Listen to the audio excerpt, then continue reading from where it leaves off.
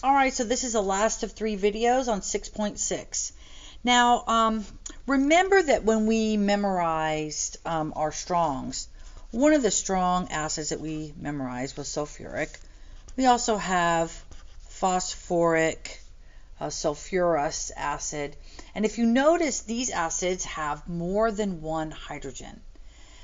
So if you look back at some of the tables that we drew, let me go back here. Here. We lost sometimes 1, sometimes 2 protons from our acid. For instance, here we only lost 1. This could go on and lose another, right? So we have these kinds of acids to deal with too. These are called polyprotic. Now, you are not going to be asked to do a Rice table on a polyprotic. Most of them turned out to be quadratic equations, etc., etc. But you need to know the concept, and you need to be able to answer a multiple choice question talking about the idea of the subsequent loss of each hydrogen and how those K values compare. All right, so I'm going to walk through the Rice table with you, but remember, when we get to the part where I say this is a quadratic equation, you are not going to aren't going to have to be able to do that. But let's walk through the math anyway. When you look at this, it's sulfurous acid, right? And when we look at this, we lose 1 proton, and we have a pretty substantial, it's still not product favored, it's still weak, but notice that this number is below, or I should say above, the 10 to the minus 3 cutoff that we had, right? And we'll talk about how that comes into play in a minute. But then look at the difference between the second one. This is really small. So basically, this isn't a whole lot, and this doesn't even happen hardly at all. So basically, the K2, the second ionization step, is much smaller than K1. And the reason for this is because we remove that proton from this neutral species and we generate this anion. Now I have to take a positive anion away from an already negatively charged species. They attract each other. It's just going to be harder, so it's not going to come off. And this will work with 3 subsequent protons. If I have 1, it's going to be 1K. The next K is going to be lower. The next K is lower than that. So the first K is actually larger, is going to be larger than Ka2 or Ka3. So when we're calculating the pH of a polyprotic acid, we basically focus on that first ionization energy as the only significant source of H+ ions. All right, so we're going to prove that, and let's look at this calculation. Okay, so this is our formula, and we're going to take H2, actually I think I'm going to write it here, H2SO3 in equilibrium with H+ plus HSO3 minus. I can't write today. Okay. It says calculate the pH of a 0.1 molar solution of sulfurous acid. So basically, this is my RICE, and my initial concentration is going to be 0.10 molar, and 0 and 0. And notice 1 to 1 to 1, so I don't have to worry about any 2x or 3x or anything like that. Everything is going to be looking like that. Draw my line.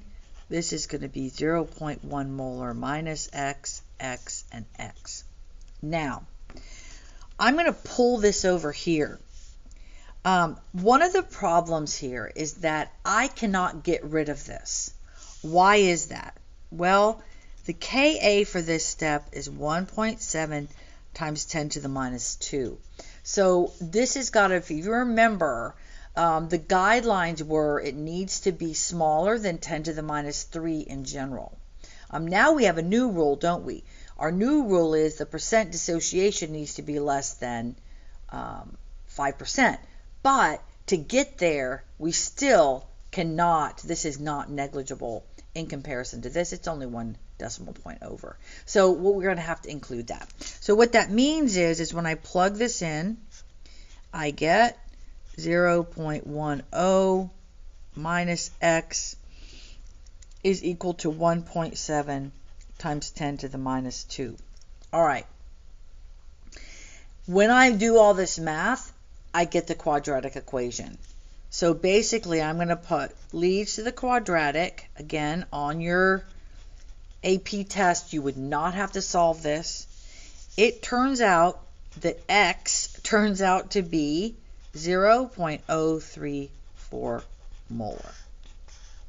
Okay, I'm not going to worry how we got there. You know that we have the two forms of the quadratic. One answer will not make sense. The other one will work, and that's the one we've got. Okay, so if I want to find the pH of this, then I just take the negative log of that, and that's 1.47. You can see that's pretty acidic. Now, what we're going to do now is we're going to say, well, what is the concentration of the sulfite ion in this solution of sulfurous acid? So basically what we're going to do now is say, well, let's go one step further. I'm still going to start with the same initial concentration of this, which gives me this and this, but I'm going to go on further. So what we're going to do is set up another Rice table. This time, we're going to say HSO3 minus goes to H plus SO3 2 minus. Now, what are my initial concentrations?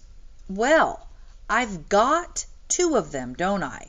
I've got this and I've got this, because basically what's going to happen is we're going to go on, right, to get H plus SO3 minus.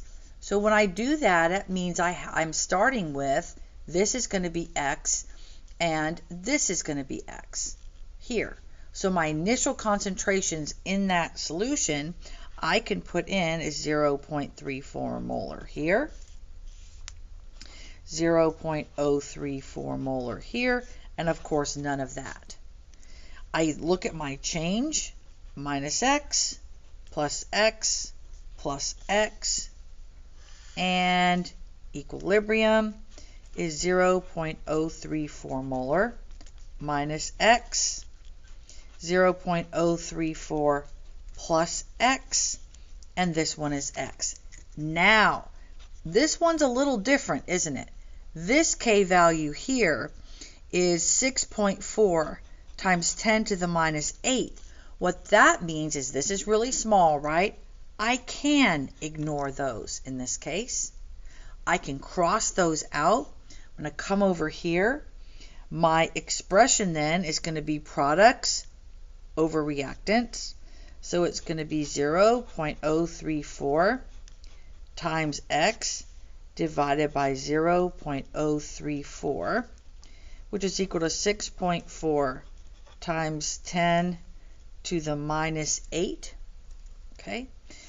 When I do all of that, I solve for X, which is 6.4 times 10 to the minus 8 molar, and X is the concentration of SO2 minus. Now, notice the difference here. The concentration, let me get another color. The concentration of SO3 minus compared to the concentration of H plus I have. This is so small. We're down to almost a billionth part compared to this. And that just shows you what a significant drop, that basically I'm not doing this at all. I'm going to go here, hardly do any of that at all.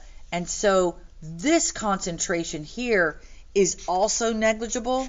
So I'm basically getting all of my hydrogen ion concentration that's relevant in that first ionization step. So that's the main concept you need to know from this, that if I do want to do a calculation using a polyprotic acid, I just take one of them off, I use K1 to do that, and whatever my hydrogen ion concentration is, or my pH from that, will be what I will use as the pH of the solution total of the polyprotic acid.